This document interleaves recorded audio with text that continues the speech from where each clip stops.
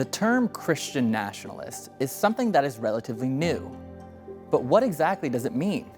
On a recent episode of the City of God podcast, guest David Bybee gave his thoughts on what it means to be labeled a Christian nationalist. As a Christian, I understand that biblically, God has given the government a specific and a defined role, and that God has ordained government to fulfill that task in obedience to God. And so that means at some basic level, if we live in a world where God has raised Jesus from the dead and has set him on a throne in heaven, that government should acknowledge that fundamental and basic fact. We have to recognize God if we are going to pursue genuine good and justice in the world. We're nationalist in the sense, I think, because simply we live in a context with nation states. We are not globalist in that sense. We see global bodies really robbing power from, individual nation states and from their representatives.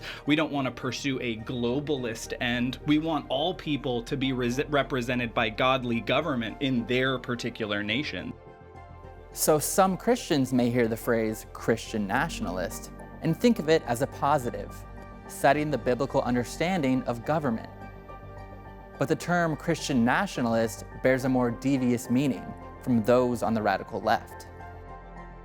I think the phrase Christian nationalist is thrown around these days basically to try and marginalize and neuter, in effect, the Christian movement, the people who want to apply godly principles to our government. Christians must be active politically because throughout the biblical context, prophets spoke truth to the king. I love the look on the faces of journalists when I'll say, "Hi, I'm a Christian nationalist," because they think it means some crazed insurrectionist. I simply take it to mean, in our family, that we love the Lord Jesus, we know who we are as Christians, and we absolutely know who we are as Americans. I think there are a lot of helpful thinkers that are kind of embracing this term Christian nationalism. And I think by that they just mean that I'm a patriot, I love this country, and I'm a Christian. I want to see Christian values influence law. I want to see Christian values influence policy. And increasingly, just that understanding is seen as Christian nationalism. And it's always said with this kind of veneer, like this snide veneer, and almost like that we're talking about something really dangerous or sinister. According to the Center for American Progress, Christian nationalism is the single biggest threat to America's religious freedom. They have even gone as far as to define Christian nationalists as anti-democratic religious zealots who are seeking a theocracy. There are a number of people who would say they are Christian nationalists, but do mean very different things. I think on the one hand, there are individuals who may want explicitly a Christian theocracy, where we are coercing non-believers to positively act religious. That's not what we're aiming to do. Rather, we're saying if the government is tasked to bear the sword as God's agent of wrath, that means that we have to determine what is good and what is wrong based on the principles that God himself has revealed, specifically because Jesus is, in fact, King of all kings. He is Lord and Caesar is not, which means that every Caesar ultimately has responsibilities to God. While many on the left may try and deny it, America does have a rich Christian history. The essence of the American experiment is self-rule under God. And really it begins in the cabin of the Mayflower.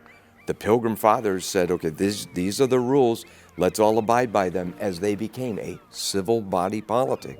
And they did all this in the name of God.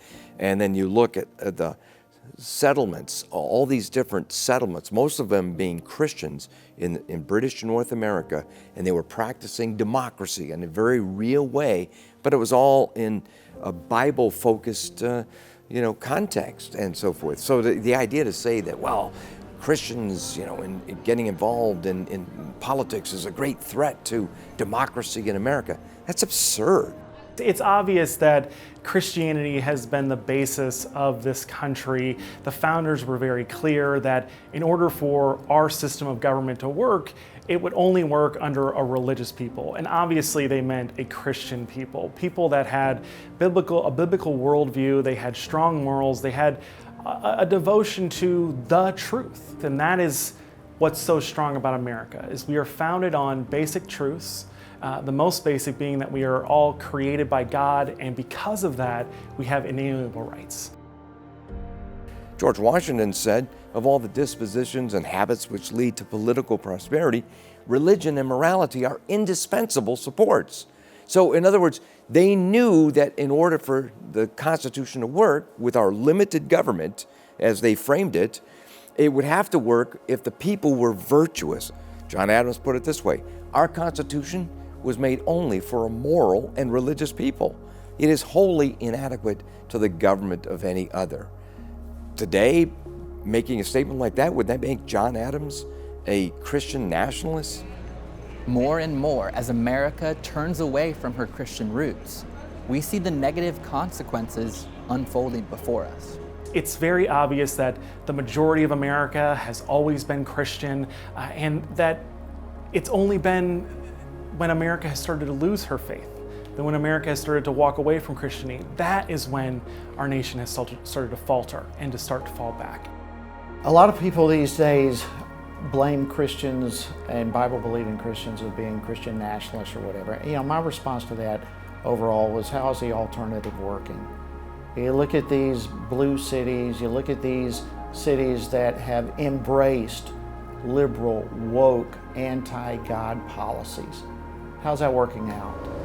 We are watching the absolute destruction of American cities, once that were great cities of refuge and beauty and all these sorts of things, that have become disastrous places to live, chaotic places to live, as opposed to what those cities were like when, as a whole, we embraced basic principles of Judeo-Christian ethic.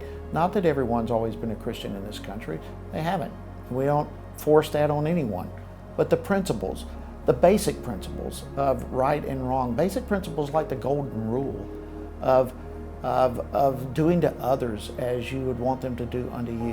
When we embrace those basic principles, we were a country that was blessed. The more we get away from those, we face the disastrous results. The problem is freedom without God leads to chaos. And we see that people want to be free, but they want to be free from the deity of God, and it has led to chaos. So while the term Christian nationalist is widely being used as a pejorative to silence Christian voices, Christians should remain steadfast and continue to be salt and light in the world. So what we want to see in American history to guide us, I think, along these lines is to see believers in the Lord Jesus Christ who took the lordship of Jesus very seriously and thought that they were called to be genuine salt and light in the world. And that's what I see with the American founding and even the decades and century prior to the American founding that so encourages me. We don't just have a worldview, we have the true worldview. We want to shape good laws. We want sex trafficking outlawed. We want abortion outlawed. We want transgender transition surgeries outlawed and banned, at least a lot of us do. And we could go on. And this is not because ultimately we have this anti-whatever vision of the world. It's actually because we love our neighbor. Matthew 22, 34 to 39. We want the good of our neighbor.